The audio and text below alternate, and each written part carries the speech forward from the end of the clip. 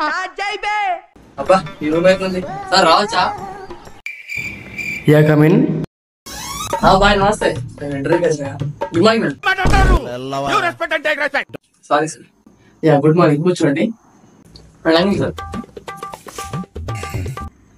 బా ఏసీఆరా సార్, ఉదకపోతుందా? ఏంటి మమ్మీ ఎవడీడు?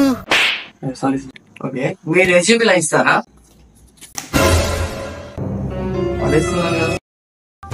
ఓకే మీ పూర్తి పేరు చెప్పండి సార్. కోటి చింతల వెంకటాచల సుబ్రహ్మణ్య శ్రీనివాస శంకరాచార్య భగవాన్ శ్రీ సీతారామచంద్ర బంగారుకొండ నిధీష్ శర్మ సార్. పేరు చెప్పమంటే చాటమాటం అంతా చెప్తున్నావుగా బాబు.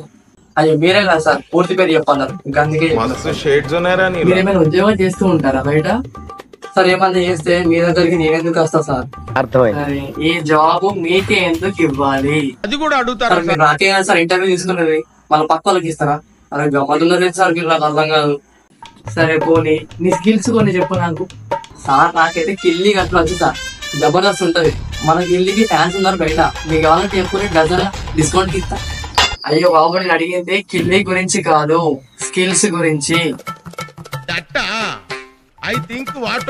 నీకు సూట్ అయ్యే ఒక పని ఉంది ఆఫీస్ లో, చేయగలుగుతావా?